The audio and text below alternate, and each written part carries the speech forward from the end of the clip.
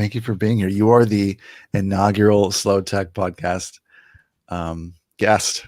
So thank you so Great. much for being here. My absolute pleasure. Thank you for having us. For me. um,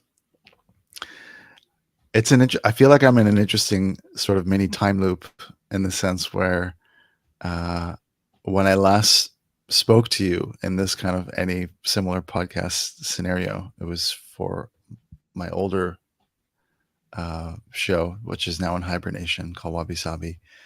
This was in the depths of lockdown, if I remember correctly. This was probably September of 2020. Um, and you guys had probably just released Lightphone 2 or were in the process of releasing it. Um, and so we are in this other kind of chrysalis moment. You've recently made the Lightphone 3 announcement, which is really stunning, by the way. And so here we are, getting the chance to speak to you in this kind of post announcement, pre release cycle, if you will. How are you feeling? I would say we're so excited. I'm sure that's the kind of cliche answer, but I think we've spent the last 4 or 5 years that the Light Phone 2 has been out there. It started shipping, yeah, just before the pandemic, taking in so much feedback from users, you know, the good and the bad, and both users that were able to stick with the light phone and make it their daily driver, and other users who, for whatever reasons, hardware, software, otherwise, weren't able to make it stick. And so I feel like we've been kind of sitting on our hands, really excited to talk about this device, feeling really confidently that it addressed a lot of the concerns or feedback very directly. So it's been really exciting to let the cat out of the hat, so to speak. And Mm, I think so far the reaction, especially from these users, have been so generous, giving us the feedback, is ringing really true to what they sort of hope to see in a phone. And I think we feel like it really addresses portion of the market that there isn't really a good solution for right now, sort of in between the light phone 2 being, the super minimal, intentionally very slow device, and still keeping all that ethos, but making something that's a little bit more premium, and for someone coming from a flagship iPhone, that can kind of really help them maintain that level of productivity when it comes to sending messages and these things, without bringing the entire internet into the small phone. So we're really excited. It's been a little bit of a nonstop, uh, inquiries coming in, questions about the phone, excitement, disappointment even. But it's, we're just grateful that people care and are interested, still in what we're yeah, doing. yeah. That it's such a it can be approached as a topic of conversation from so many different angles, whether people appreciate it or dislike it or have criticism or like it's been really fascinating to have this sort of peripheral um perspective, just within the field at large. um and this field of digital minimalism and again what I'm liking to call slow tech and just intentional tech use is still very much in its kind of infancy, and yet with a I mean I'd say beyond a device. I mean, like, I feel like the light phone kind of is more like a, dare I say, almost a culture than a device. It can't just be pigeonholed into a device. So it's been really amazing to see this evolution, from version one, which, if I remember correctly, was described as like a phone away from phone. It was like something that people could maybe use on the weekends, or like if you're on a date, or if you really want to minimize, your distractions as you're stepping out of the house. How that evolved into Lightphone 2, and how Lightphone 2 has been this, for better, for lack of a better description, this kind of standalone device, right? A real leap from version one. And I'm curious, with now the evolution into version three. I mean, how long had version three been in? Um, uh, yeah, how long has that been in incubation? It's hard to say exactly when we felt like we really had a tangible new model, but I would say as early as we started shipping, we started gathering feedback.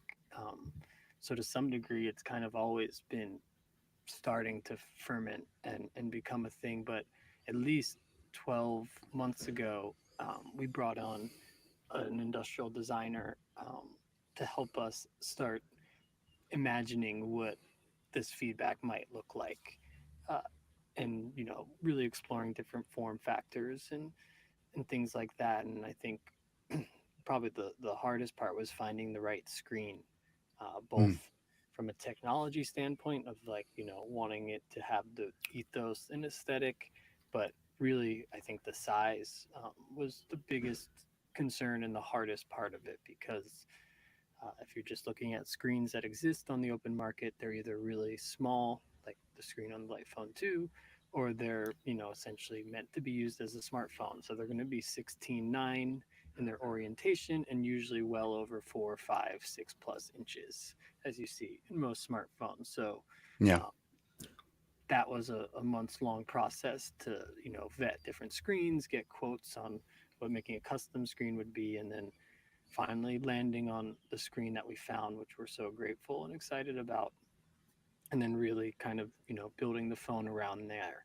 Um, so yeah, it's been at least 12 months that it's been getting more and more tangible, and then late last year we kicked off with our manufacturing partner, so really taking it seriously, you know, investing money into deposits so that they could kick off their R&D, and that's when we started doing some of the mechanical engineering, making the PCB, figuring out how the antennas could fit in the form factor, and really nitpicking a lot of these design decisions. So when we launched it, a few weeks ago on June 11th, we launched what we feel will be very close to the final product. Where previously, when we've done crowdfunding for the first two models, there was so many more unknowns, and we hadn't actually kicked off that R&D, and we were looking to crowdfunding to help us in that process. So it's been great to have this confidence and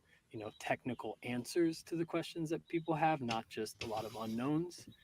But I think what we were craving from the crowdfunding era was the user pool, people Hmm. to actually get feedback from. We knew we wanted a camera, but the devil's in the details and how we make it a light camera experience. And people have so many opinions, and it's been great for us to start to digest those. And that's just one sort of angle, and we'll continue to use surveys and just collecting ongoing feedback, whether that's emails or some of these other channels like Reddit, that users share their ideas and experience. So we're excited to have this direction going and moving full speed, but also now this base of users to help us prioritize, like, this is the feature that actually people want more than this. Yeah. And that's our reality. Is a small team, we can't deliver everything at once like maybe Apple might be able to pull off. So we'd rather err conservative and say for launch it will look like this, and then we can help Yeah. prioritize what makes sense to escalate to next. There's, I'm hearing this process, and I hope that, listeners will be listening to this process. And it's really, I mean, I don't think as listeners, as really, as the uneducated in what it takes to go from an idea to a physical product on the market, I can't even fully fathom what that journey is like. And I know that, um, I mean, as you describe, it's a small team, but I know that you craft that ethos in an amazing and transparent way, and you really show kind of what goes into the product.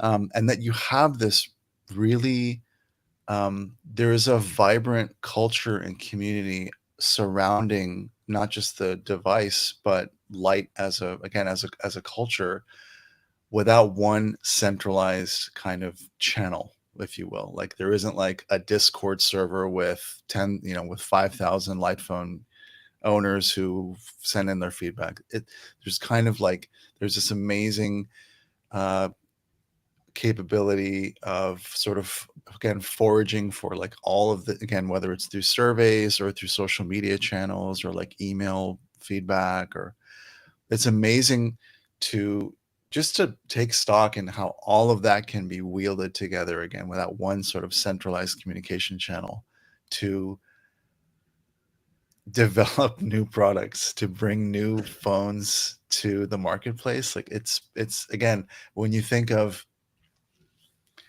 you know, other standalone devices, you know, in a competitive marketplace, uh, it is kind of very David versus Goliath, you know, again, for lack of a better metaphor. Um, how would you how would you begin to reflect on like just the again the growing community of again whether it's Lightphone owners or just digital minimalists who appreciate who may or may not have a device but just like are sort of down for the cause, like how would you begin to reflect on that community? Well, I think it's really cool to see that actually the community is incredibly diverse. You can't really put them into one demographic bucket. You Hmm. know, we see an interest from artists and creative types, which I sort of was my initial hypothesis, but we have like a really big interest in the Bible Belt community amongst families. You know, whether that's a parent buying it for their child or actually a parent trying to be a better role model and to be more present for those very early years of their kid, you know, years before they are even considering giving them a phone. We get, you know, celebrities organically picking up and using the phone and students who want to focus, you know, are spending all this money on their thesis and want to give it 100%. So, you know, I think that diversity is just so interesting to me. I think so often in this day and age, products, brands, ideas get so, you know, echo chambered and siloed off. And it's cool to see an idea like the light phone resonate across a lot of these, you know, standard lines that typically divide. And I think that speaks to the universal feeling that we are feeling as like a sort of culture right now. Um, it's always been growing this kind of backlash, so to speak, against smartphones and the way that technology in our current relationship or you know the average relationship is really sort of harming our mental health, taking away our attention span, and you know really increasing our anxiety, as I'm sure most people can relate to. And the community is interesting because it's not just diverse, but not everyone is a user.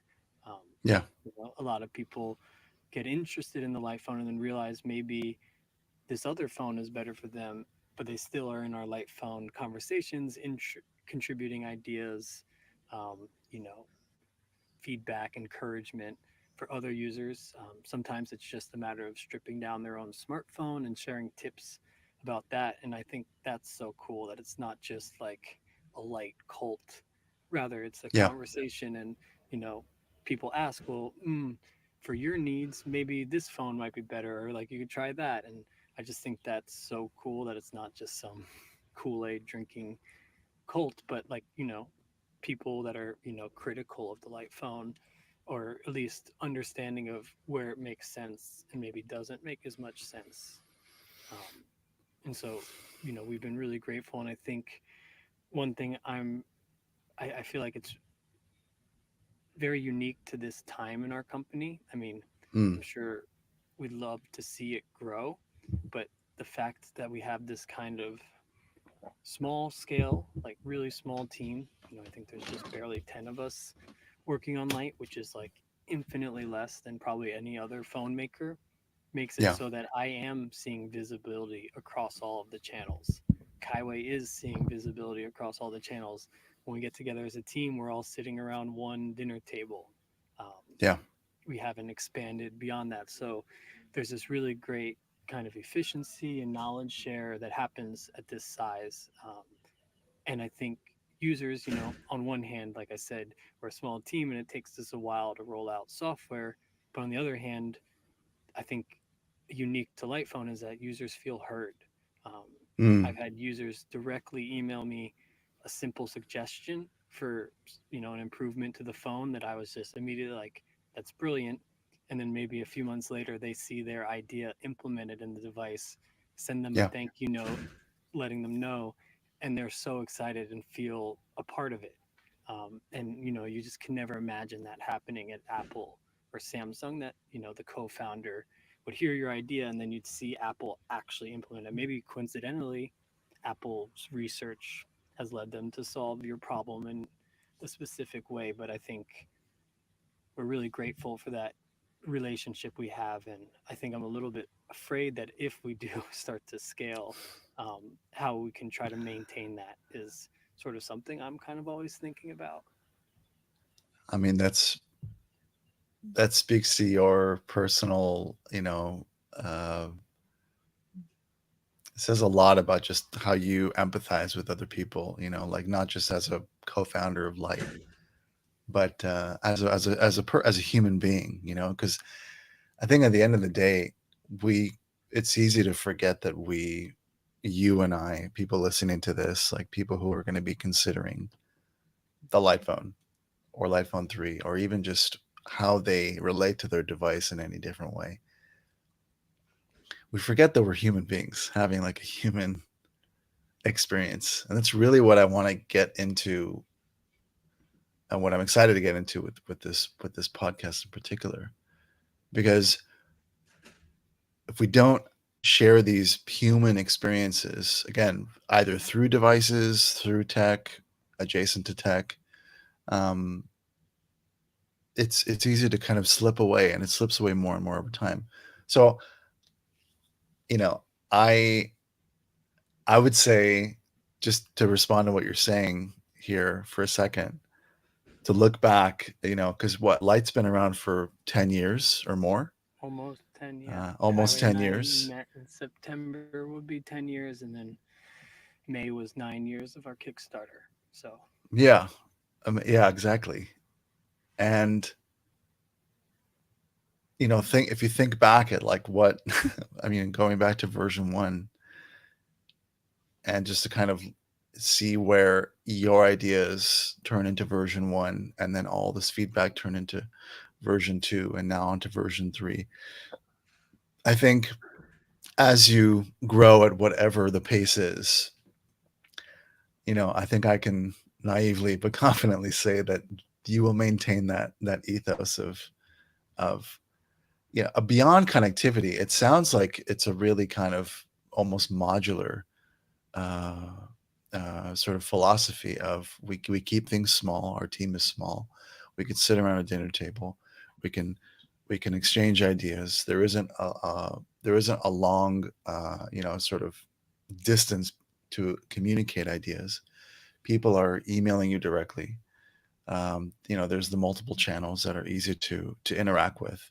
I just think I again, it just sounds, from the outside, it just looks so exciting. I'm sure it's also nerve wracking and very challenging to, again, we're talking about, at the end of the day, we're talking about hardware devices, and um, you know what that what are the other costs to these devices. So even just to kind of like, actually, to bookmark that for a second, have there is there feedback from the community discussing what the sort of environmental cost of bringing a new device to market? Can you would you like to speak to again, considering beyond efficiency, but um, any like recyclable components, or you know components that maybe could be treated in a modular way, where things can be sort of added to the device, the base device, instead of like thinking about a whole other device somewhere down the line in the future. Yeah, I'd say, sustainability is such a trendy and almost overused word, but it's Yeah, something that really matters to Kai and I. I think the first time I saw a pallet of original light phones there in a box, I said, wow, my idea is responsible for this being created. And there's something yeah, obviously beautiful and profound in seeing your idea brought to life. But there was this other feeling of responsibility of, if this product doesn't live up to its value proposition and deliver on the promise and becomes e waste rather than a useful tool that helps people ground themselves, well, that didn't really sit well with me or Kai. Um, I think we've always been afraid of greenwashing, so to speak, which is, sure. very trendy. So we've always been hesitant to overpromise on our sustainability goals. But I think fundamentally, when it comes to planned obsolescence, which is a really disgusting but incredibly common practice of brands intentionally throttling their older models with the intention of selling you a new model, even though realistically that previous model, in this case phone, probably had many years of potential life left. And Yeah, Apple was called out and was really clever in their PR dodging of this. I can't believe more people weren't so fundamentally upset, but they were literally throttling their old phones with yeah, software to make them seem slow so that when you got the new phone, you said, oh my God, I need this phone. It's so much snappier. But it was yeah, actually a fabrication that the original phone was capable of being that fast, and they had intentionally done that. And that, I think, is one of the most offensive things, not just out of respect for your customer, um, but especially with environmental impact. So even though the Light Phone 2 doesn't have a ton of unique, sustainable aspects to it, unfortunately, with our limited budgets, we're just barely lucky to deliver a phone at all. yeah, We don't have the luxury of spending months trying to think of how we could rework the screen to be more replaceable or these other parts. Um, but I think the fact that we still support the phone almost 5 years later, yeah, ongoing software updates, and we've never upselled a model. And to that point, actually, the Lightphone 3 isn't a direct upgrade. And we hope many users keep their Lightphone 2 and keep yeah, using it for years to come. So I think on the software level, this planned obsolescence is one way that we feel we really embody that mission. And then going into the Lightphone 3, we learned a lot. Um, and so, though we still don't have this grandiose research and development budget, we made a couple of decisions like a removable battery. Um, and so, basically, on the back of the Lightphone 3, there's four screws, and it's very obvious that this back plate comes off, and a user would be able to change the battery after a couple of years if that started to degrade. And um, that is unfortunately the one component of the Lightphone 2 that inevitably will degrade. And as it stands, it's not possible for us to offer or guarantee replacements of the battery on a one-to-one basis. So yeah, being able to improve that was, for us an immediate big win that meant the potential lifespan wasn't 4 years more or less, but now could potentially, be multiples of that. yeah, And then across the hardware, we tried to future proof it as much as possible, which, you hmm, know, adding more hardware bells and whistles sounds a little bit ironic for the light phone, but our intentions weren't to make this a smartphone, obviously, but so that if in 6 years, you know, thinking way long term, this component could be used in a way, maybe another lockdown happens and we need this thing. And if our phone didn't support it, we'd have to create a whole new model. And we wanted to, as much as possible, make this phone so that someone could have it 3, 5, 10 years. Um, not trying to overpromise that the phone can last that long, but that's the question we kept posing back to ourselves. Like, the networks, will they be supported for 10 years? Yes, we believe so. The battery hmm, can be replaced. Yes. So, like, you know, things like using metal, the fastest, latest chips, the most modern antennas, USB C. So all of these things were an attempt to future proof it so that hopefully this phone can last you the test of time.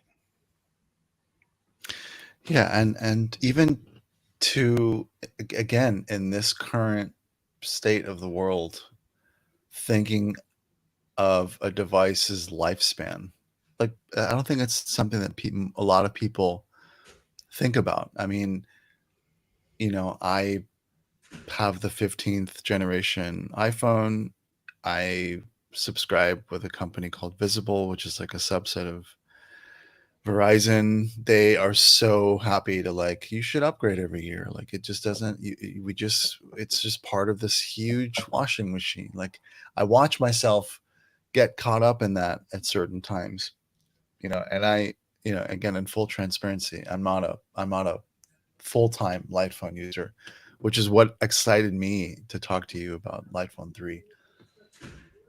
And in coming into this, bringing sort of breathing life into this podcast in particular, like to be a resource, to be a conversation, an ongoing conversation for people who are on the periphery, who are curious about aspects of digital minimalism, about humane tech, um, about alternative devices that really can, uh, not to think of them in a competitive nature, this versus that, this or that, but just like kind of, it's like moving towards this kind of, again, this ethos, this lifestyle. Uh, I'd like us to do a little side tangent here and ask you about. I didn't write down in my notes the name, but is it the League of Big Tech? Can we talk Oh, about the that? Alliance of Big Tech. The Yeah, Alliance of Big our Tech. marketing campaign. Yeah, yeah. Like how? I mean, again, if it's too on the nose to talk about it, we could talk around it. But uh, how's that been? How have people responded to the Alliance of Big Tech? I've seen a couple of the billboards. I saw at least one of them here in LA. Um, and I've seen photos. I've seen the marketing campaign shared around different social media channels. Um, what brought you guys to that? And is that purely an internal like team effort, or is that like a sort of a partnered effort? Yeah, I mean, I would say at the highest level, marketing the light phone, we've always used less traditional means. Yeah, One reason is, morally, we like the idea that we're not just reinvesting in the very platforms that we're so critical of day in and out with our message. Um, but there's the other reality, which is that we don't have the resources to either. yeah, yeah, And so we've relied so much on kind of the grassroots word of mouth, the fact that someone goes out in the world with a light phone and other people are curiously like, is that a phone? And then, spark usually a larger conversation about technology than just, does it have Bluetooth? How much does it cost? It's, a much more interesting, wide conversation. And these couple of times we have decided to spend a little bit of money um, on marketing campaigns. The previous one was called Dear Tim, sort of in the same world. But to sort of speak to what the Alliance of Big Tech was that we created a fake, semi-fake organization. I think people kind of do recognize that there is big tech as an entity. Um, and the entire goal of this Alliance of Big Tech was to discourage people from buying the light phone. Do not buy the light phone. It's paid for by the Alliance of Big Tech. And we hmm used, you know, clever language to try to sarcastically explain why big tech doesn't want you to buy the light phone. The light phone claims to support happiness, but it can't even tell you how to buy it. Obviously, your smartphone claiming in there that you can buy happiness, which the light phone would say you cannot. But maybe by putting down your phone, you might experience a more present and hopefully happy life. So, it was through this sort of clever branding, we just wanted to try to get a bigger reach. Realistically, we only had a handful of billboards actually put up. Yeah. So it's true that you say you saw it probably more on social media Yeah. than in real life, and because it's really down to resources. So we tried to project Yeah. using photography and sharing it online the message as far as possible, but sort of grounding it in that we actually did go up and put up a couple of those billboards, and a decent amount. And I should mention that these two projects in particular were a collaboration with one of our investors. They're an agency in addition to being an investor, and so sort of pro bono, they did really help us ideate and execute that. But it's always from a voice of things we were already doing that they helped us sort of pivot that into a more specific campaign, um, and helped us financially pull it off, which is really cool. Um, Yeah. No, it definitely. I mean, again, from this distance, like it was this amazing thing to be pulled off, and I'm so curious to know if there were any like really interesting responses. Either from a big tech company or another phone, or just like what were if there were any like just interesting takeaways or responses from that campaign. I guess maybe it's specific to me, but I thought it was quite funny that some close friends of mine didn't realize it was a joke at first, that I had actually created the posters, and they were like, "Oh my God, Joe, there's actually people out there They're coming paying." after you. And they like almost got not quite conspiracy theorists, but they're like, "I knew they would eventually come for you, Joe." I was like, I thought the sarcasm was more obvious, but I guess they just saw a light phone and knew me and just kind of like reacted more emotionally than fully reading the joke of it. Yeah. So that was pretty funny. Yeah. I mean, that was that. I mean, that's amazing. Just hearing that, like the people could get. It's kind of like when you think about how a magic trick works, right? How the magician knows how the trick works and how they're kind of fooling you or convincing you to believing the illusion.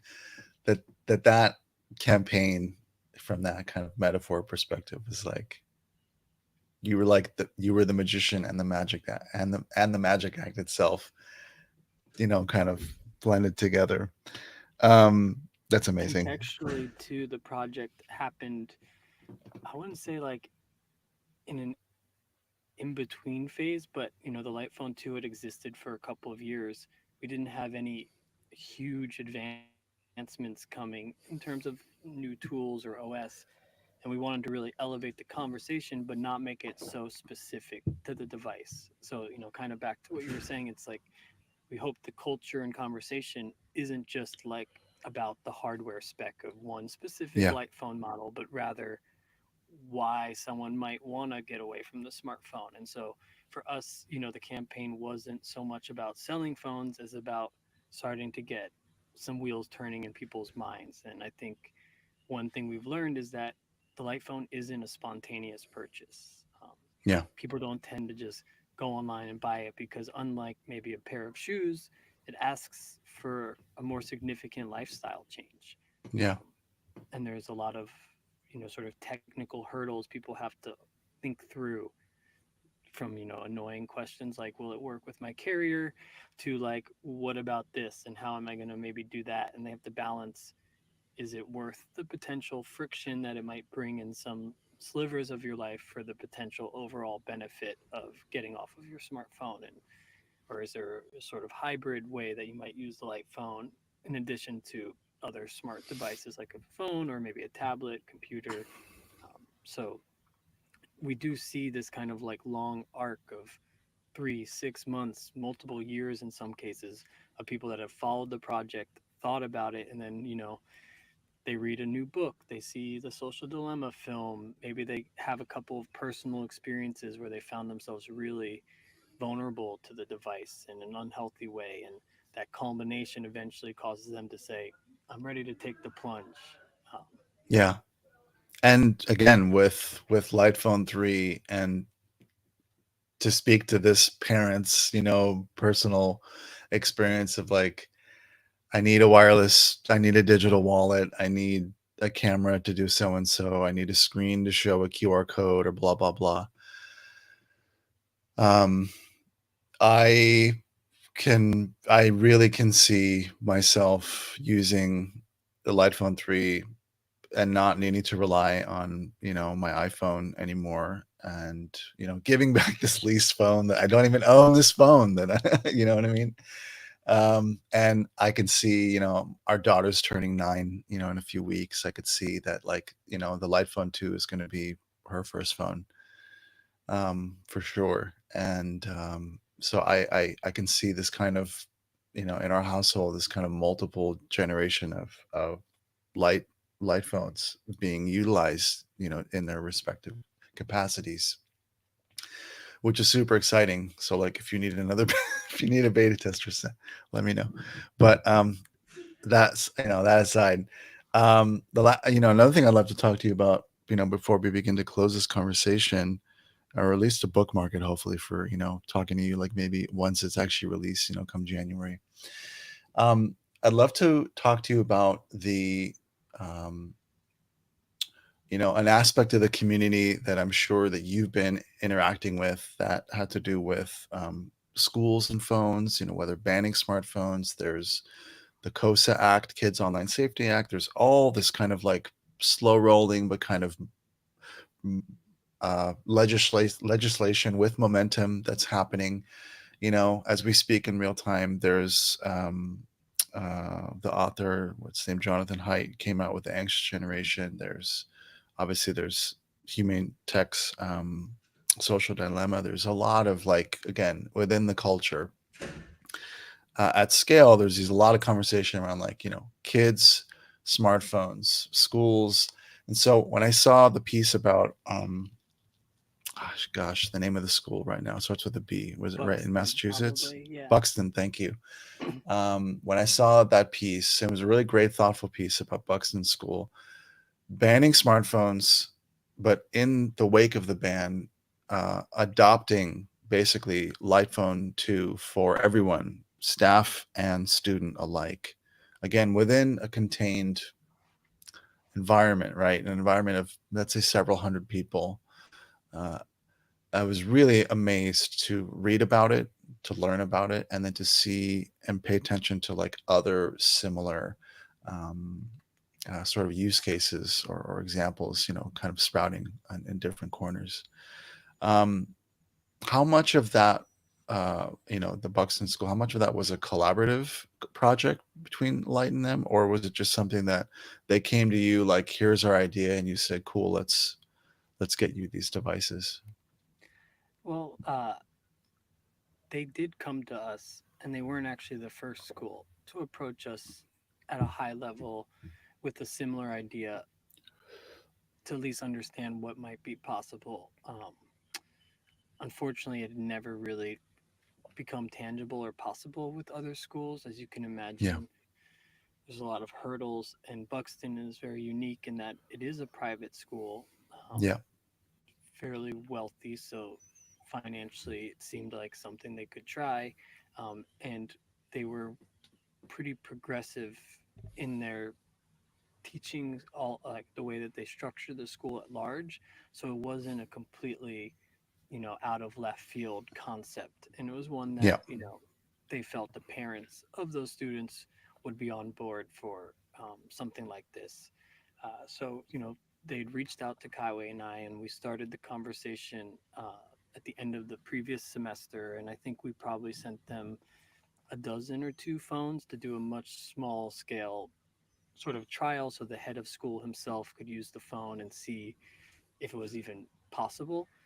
Hmm. And that went pretty well. And so coming into the September school year that year, that was when we were able to actually kick it off. For scale, it's still actually quite a small school. I believe there's about 80 total Mm. participants, including about 15 faculty, Hmm. 65 or so students. Um, so, it was really good size for us to kind of try this. And I think we were super interested in this possibility, but also a little bit nervous about whether it would actually work, or if in a week Yeah. they'd be saying, hey, we're sending these phones back. It's not going to work out. Both from, like, the students themselves, the communication amongst teachers. I think there was some concerns about, like, but we use Google this for our meetings. Yeah. How are we going to get around that? Some like actual logistical things, but actually, it proved to be pretty much beneficial almost out the gate. Yeah.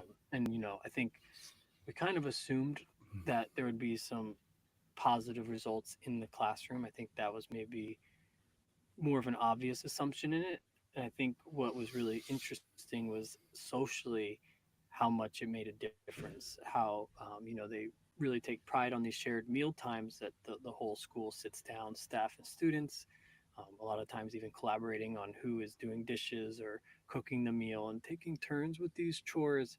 But they had felt that mealtime had become these kind of little echo chamber bubbles where Yeah. kids were just on their phone and getting really clicky. These kids sitting over here, these kids over there, they're maybe chatting with each other, and almost, like things like bullying and other things were manifesting prior to the light phone experiment. And they felt like once the light phone came, it kind of leveled the playing field where, people couldn't just avoid conversation and drift off into their phone, even if they were in like the community room hanging.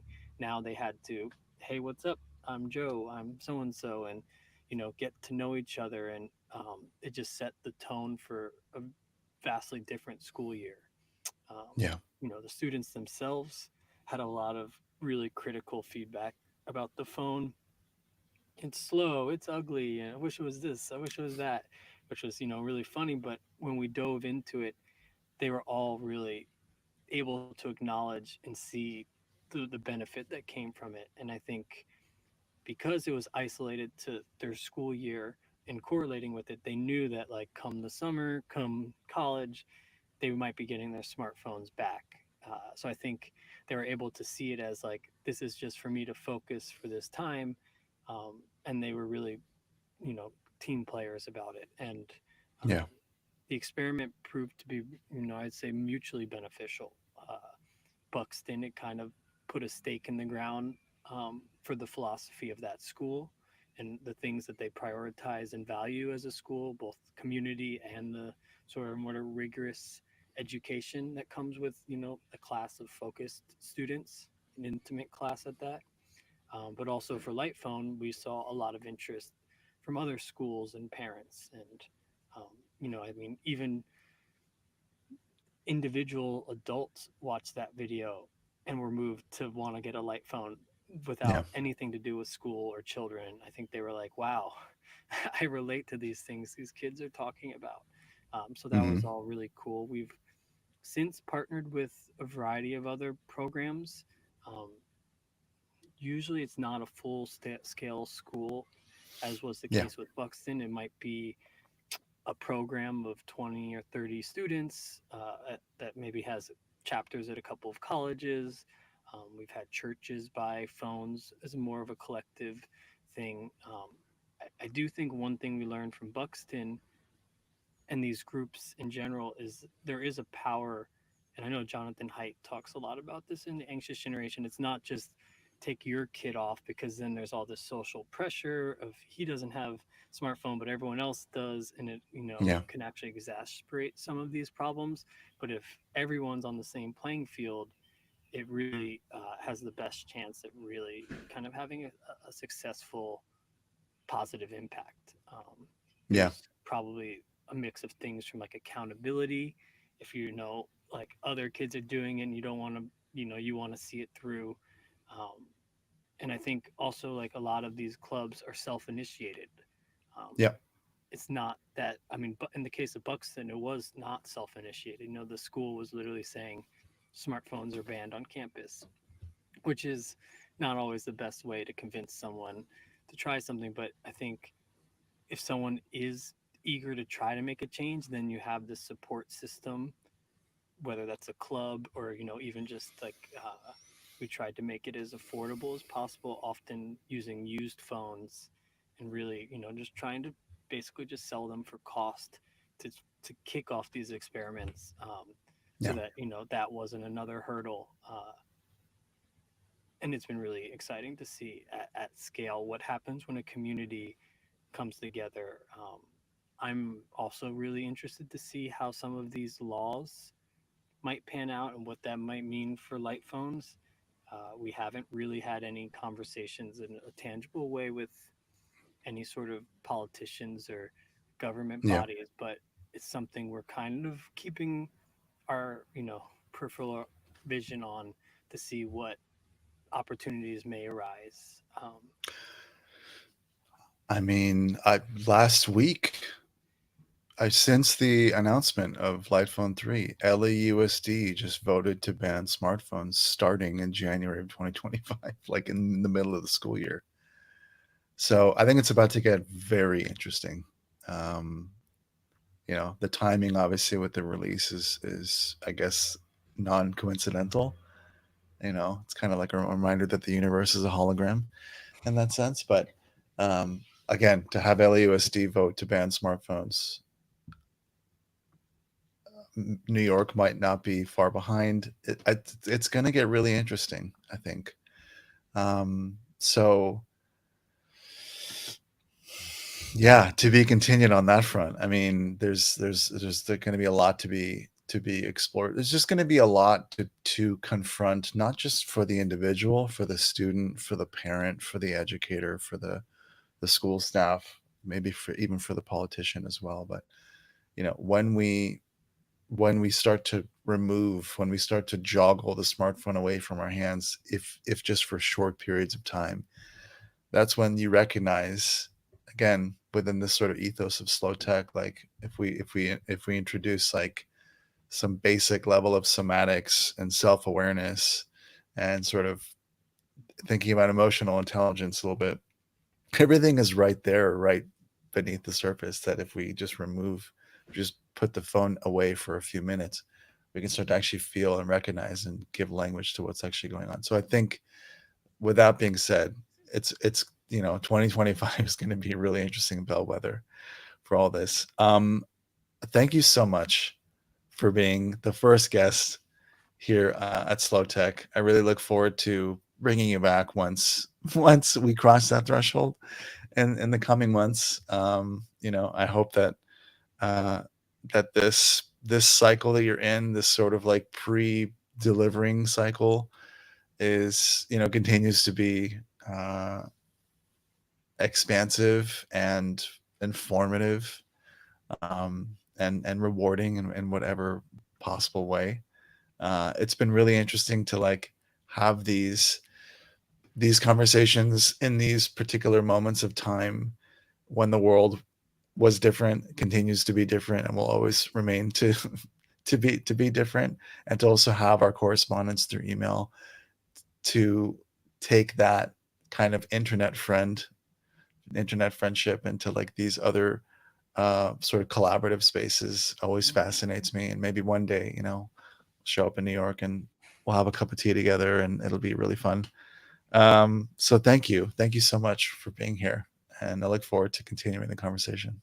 Likewise, it will be an interesting year, and Yeah. we're so excited by just even the momentum internally. I think the morale at the team is at an all-time high, so we're Yeah. just hoping to keep riding that wave and keeping this conversation going, whether it's about this new phone specifically or the more interesting and larger conversation that I think we need to have as a society about what the heck are we doing and where do we want to go with all of this. Yeah, exactly. Those threads are intertwined. They're not going to be separated in anytime soon. So I applaud all of you. Congratulations. Thank you. On bringing this when no one asked for it too. It just seemed like this, like ta-da, like this amazing, like whoa, okay, that was amazing. Like it really, uh, it's really remarkable. So again, congratulations, and to be continued in this To be conversation. continued for sure. Thanks, Joe. Mhm.